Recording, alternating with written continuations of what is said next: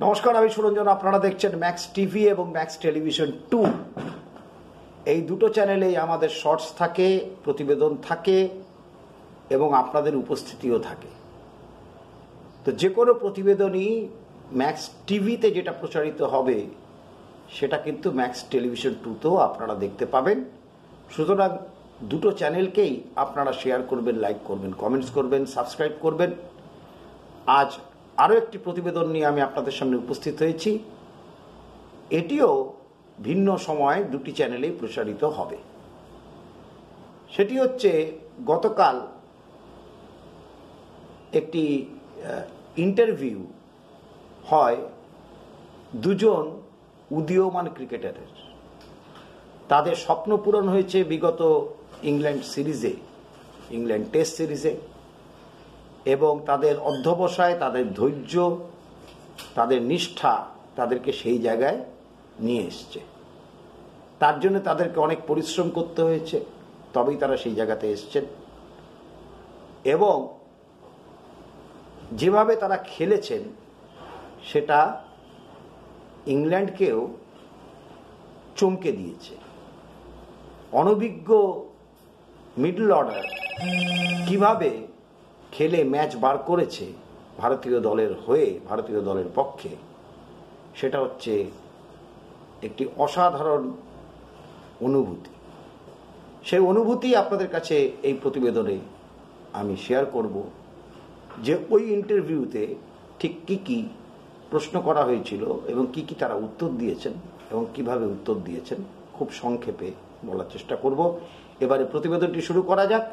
আপনারা অতি অবশ্যই ম্যাক্স টিভি এবং ম্যাক্স টেলিভিশন 2 উভয় চ্যানেলকেই সাবস্ক্রাইব করতে, শেয়ার করতে, লাইক করতে, কমেন্টস করতে ভুলবেন না। সেই দুজন উদীয়মান ক্রিকেটার হচ্ছেন ধ্রুব জুরেল এবং সরফরাজ খান। তারা দুজনেই গতকাল একটি ইন্টারভিউ দিয়েছেন, লাইভ ইন্টারভিউ। তাতে তাদেরকে প্রশ্ন করা হয় এবং সেই প্রশ্নের তারা উত্তর দেন। তাদেরকে প্রশ্ন করা হয় যে এই যে টেস্ট ম্যাচ সিরিজে ঢোকার ক্ষেত্রে তাদের যে অধ্যবসায়, তাদের যে এতদিনকার নিষ্ঠা সহকারে পরিশ্রম করা, সেই ক্ষেত্রে তাদের অনুভূতিটি কীরকম ছিল। তো সরফরাজ বলেন যে আমি দীর্ঘ 4-5 বছর 6 বছর ধরে 6 বছর বয়স থেকে ক্রিকেট খেলা শুরু করেছিলাম আমার বাবার কাছে। নওশাদ ওনার বাবার নাম, যিনি ওনার কোচ, তিনি সকাল থেকে নিয়ে রাত পর্যন্ত খাটতেন সরফরাজের পেছনে। তার একটাই স্বপ্ন ছিল যে আমার ছেলে একদিন টেস্ট খেলবে। তো বিগত 4-5 বছর ধরে প্রচুর রান ডোমেস্টিক ক্রিকেটে করা সত্ত্বেও তিনি কিন্তু ভারতীয় দলে স্থান পাচ্ছিলেন না। আসলে ভগবানের যখন ইচ্ছে হয় এবং যখন সময়টা আসে তখন সুযোগটাও ওইভাবেই আসে। এমন একটা পরিস্থিতির সৃষ্টি হলো ইংল্যান্ড টেস্ট সিরিজের আগে, যে বিরাট কোহলি প্রথম 2টি টেস্ট, পরের 3টি টেস্টেও 5টি টেস্টে বিরাট কোহলি খেললেন না। তারপরে যেটা পরিস্থিতির সৃষ্টি হলো যে রাহুল একটি টেস্ট খেলার পরে তিনিও চোট হয়ে গেলেন, তিনিও খেললেন না। সুতরাং দুটো জায়গায় এমনি খালি হয়ে গেল। এইবারে সেই দুটো জায়গা পূরণ করার ব্যাপার। ঈশান কিশনের ক্ষেত্রে যেটা হলো যে ঈশান কিশন যা যা করছিলেন তাতে বিসিসিআই এবং টিম ম্যানেজমেন্ট প্রচণ্ড অসন্তুষ্ট, এবং তারপর ঈশান কিশনকে তারা ধর্তব্যের মধ্যে ধরেন। কেএস ভারত খেললেন প্রথম টেস্ট, দ্বিতীয় টেস্ট, কিন্তু তারপরে প্রথম টেস্ট খেলার পরে কেএস ভারতকে, হায়দ্রাবাদ টেস্টের পর কেএস ভারতকে দ্বিতীয় টেস্টে, প্রথম টেস্টটি খেলেছিলেন, দ্বিতীয় টেস্টে কিন্তু কেএস ভারতকে নেওয়া হলো না, এবং তার জায়গায় ধ্রুব জুরেলের নামটি শোনা যাচ্ছিল। এবং ধ্রুব জুরেল তিনি ইন্ডিয়া টিমে সুযোগ পেলেন, এবং বিরাট না খেলার দরুন, রাহুল না খেলার দরুন সরফরাজ খানও সুযোগ পেলেন। এই সুযোগটাকে তারা দুহাত ভরে কাজে লাগিয়েছেন। সরফরাজ খান প্রথম খেলাতে নেমেই 68 করেছেন, রান আউট হয়ে গিয়েছিলেন। দ্বিতীয় ইনিংসেও তিনি রান করেছেন, নট আউট থেকে গিয়েছিলেন। তারপরের টেস্টে 0 এবং 14, এবং শেষ টেস্টেও সরফরাজ খান কিন্তু 50 ঊর্ধ্ব রান করেছেন।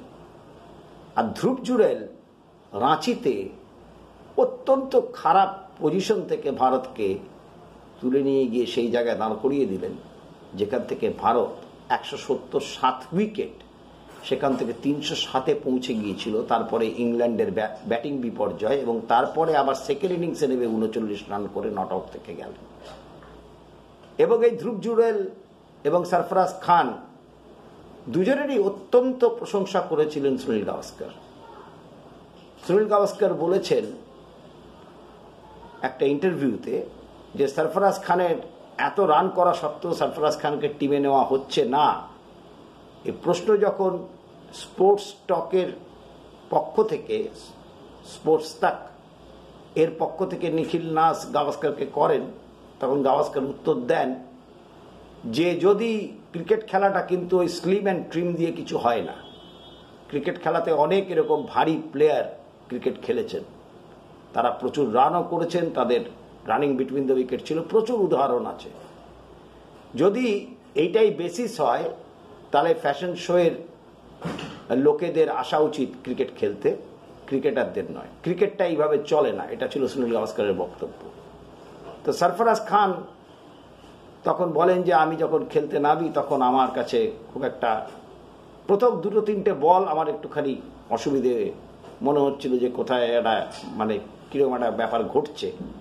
তারপরে কিন্তু একদম যেই মুহূর্তে প্রথম ড্রাইভে 3টে রান পাই, তারপরে কিন্তু আমার স্বাভাবিক ছন্দে আমি ফিরে আসি। একই হচ্ছে ধ্রুব জুড়েলের ক্ষেত্রে। ধ্রুব জুড়েল এই সুযোগ পাওয়ার আগে তার যে কোচ, তার কাছে তিনি ধরুন 140 ওভার এবং 92 ওভার কনস্ট্যান্ট পরিশ্রম করেছেন, ব্যাট করেছেন, এবং তারপরে তার এমন অবস্থা হয়েছিল যে তার শরীর চলছিল না। কিন্তু তারপরে যখন জেমস অ্যান্ডারসনের বিরুদ্ধে বল ব্যাট করতে নামেন, তখন তার কাছে কিন্তু জেমস অ্যান্ডারসন নিছক একটা অন্য বোলার ছাড়া, একজন বোলার ছাড়া কিছুই নয়। তার নাম, তার নামের পেছনে কতগুলো উইকেট আছে সেইগুলো কিন্তু বিষয় নয়। আপনাদের খেয়াল থাকবে যে মার্ক উড সরফরাজ খানকে প্রায় 145 থেকে 150 গতি জোরে বল করছিলেন, এবং প্রথম বল লফটেড ড্রাইভ মেরেছিলেন মাথার ওপর দিয়ে 4, পরের বল আপার কাট মেরেছিলেন থার্ড ম্যান দিয়ে 4, এবং তার পরের বলটি মার্ক উড শট করেছিলেন, সেই শটটি তিনি হুক করে পত্রপাট স্কোয়ার লেগের ওপর দিয়ে 6 মেরেছিলেন। তারপর মার্ক উডকে দেখা যায় ওভার শেষের পরে তিনি প্যাভিলিয়নে ফিরে গিয়েছেন, আস্তে আস্তে ফিরে যাচ্ছেন গ্যালারিতে বিশ্রাম নেওয়ার জন্য। সুতরাং এই হচ্ছে তাদের অ্যাটিটিউড, এই হচ্ছে তাদের টেম্পারামেন্ট। এবং ধ্রুব জুড়েলকে সুনীল গাভাস্কর তুলনা করেন MS ধোনির সঙ্গে, এবং এই নিয়ে যখন তাকে প্রশ্ন করা হয় তখন ধ্রুব জুড়েল বলেন যে থ্যাংক ইউ সুনীল গাভাস্কর স্যারকে, অনেক অনেক ধন্যবাদ, কিন্তু MS ধোনি একটাই হয়, একটাই হয়েছে, উনি হচ্ছে লিজেন্ড অফ দ্য ক্রিকেট। আমি ধ্রুব জুড়েল হয়ে বাঁচতে চাই। সুতরাং MS ধোনির সাথে আমার কম্প্যারিজন করা হয়েছে, এটার জন্য আমি খুব খুশি, কিন্তু আমি ধ্রুব জুড়েল হিসেবে নিজেকে আলোকিত করতে পারলে বেশি খুশি হব। সরফরাজের ক্ষেত্রেও তাই, যে সুনীল গাভাস্কর মুম্বাইয়ের খেলোয়াড়, সুতরাং সুনীল গাভাস্কর মুম্বাই থেকে খেলতেন। তো সুনীল গাভাস্কর সরফরাজকেও বলেছেন যে রান করতে হবে, খুব ভালোভাবে খেলতে হবে, এবং সরফরাজ খান অত্যন্ত দুঃখ প্রকাশ করেছেন যখন শেষ টেস্টে টিয়ের পরে নেমে ওরও একটি কাট শট মারতে গিয়ে বাসিরের বলে স্লিপে ক্যাচ আউট হয়ে ফিরে যান প্রথম বলটি খেলার সঙ্গে সঙ্গে। তো সেটা নিয়ে গাভাস্কর খুব উষ্মা প্রকাশ করেছিলেন যে তার আজকে সেঞ্চুরি করা উচিত ছিল। এবং রবীন্দ্র জাডেজা শেষ টেস্টে যেভাবে ব্যাট করেছেন, সেই ব্যাটিংয়ের ফলস্বরূপ ধ্রুব জুড়েল ওই শটটা মারা উচিত ছিল কি ছিল না সেটা পরের বার ধ্রুব জুড়েলের মতো যার ক্রিকেট মস্তিষ্ক এখনই তিনি সেই মিস্টেকটা করবেন না, কিন্তু ধ্রুব জুড়েলের সেদিনকের উইকেটটার জন্যে দ্যাট ওয়াজ নাথিং শট। সেদিনকের ওই স্ট্রোকটার জন্যে অনেকাংশে রবীন্দ্র জাডেজা দায়ী।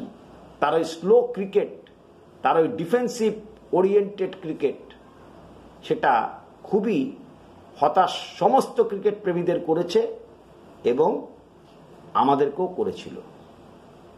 রইল প্রসঙ্গ রোহিত শর্মা।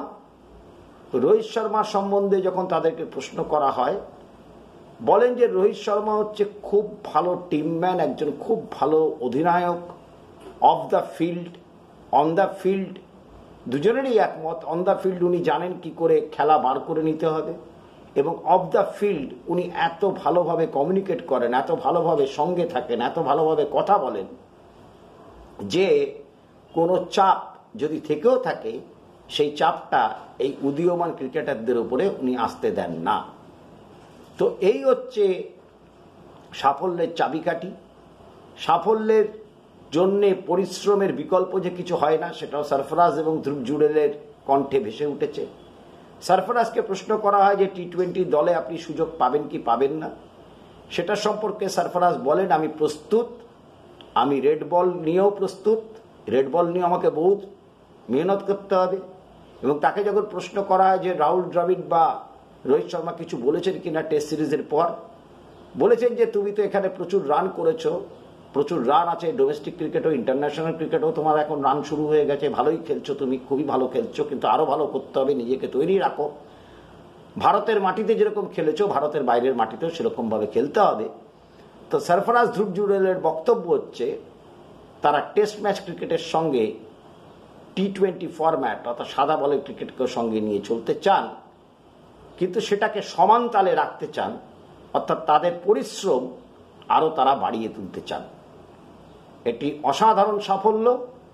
এবং রোহিত শর্মার অ্যাটিটিউড, রাহুল দ্রাবিড়ের অ্যাটিটিউড, রাহুল দ্রাবিড়দের যেভাবে টিম ম্যানেজমেন্ট যেভাবে এনকারেজ করেছে রোহিত শর্মা এবং রাহুল দ্রাবিড় এই ইয়াং ছেলেদের, তবেই তারা ব্যাস বলকে পরাস্ত করেছে, ইংল্যান্ডকে পর্যুদস্ত করেছে, বিধ্বস্ত করেছে।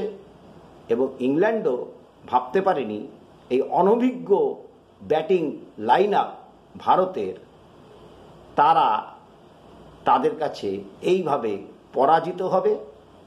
এবং ইংল্যান্ডের যারা বিশেষজ্ঞ তাদের মতো হচ্ছে ইংল্যান্ডের বি টিম, ইন্ডিয়ার বি টিম তাদেরকে হারিয়েছে। তা আমাদের কাছে বি টিম সি টিম বলে কিছু নেই। আমাদের বেঞ্চ স্ট্রেংথ এরকমই, কম্পিটিশন এরকমই, ইনফ্রাস্ট্রাকচার এরকমভাবেই তৈরি যে আমরা প্রচুর প্লেয়ারকে রাখি যারা কম্পিটিশনের ময়দানে কম্পিট করেন, প্রতিযোগিতা করে ফিরে আসতে সক্ষম। সুতরাং আগামী দিনে নজর থাকবে টি-20 ওয়ার্ল্ড কাপের দিকে এবং টি-20 আইপিএলের দিকে, এবং তারা কিভাবে নিজেদেরকে মেলে ধরেন। সরফরাজ খান আদৌ ডাক পান কিনা, আর ধ্রুব জুড়েল কিভাবে নিজেকে টি-20তে মেলে ধরেন, সেই দিকে সবার নজর থাকবে। আমাদেরও নজর থাকবে, আপনাদেরও নজর থাকবে। যদি এই প্রতিবেদনটি আপনাদের ভালো লেগে থাকে তাহলে আপনারা অতি অবশ্যই শেয়ার করবেন, লাইক করবেন, কমেন্টস করবেন, সাবস্ক্রাইব করবেন চ্যানেল ম্যাক্স টিভি এবং ম্যাক্স টেলিভিশন 2 দুটো চ্যানেলকেই। অনেক অনেক ধন্যবাদ।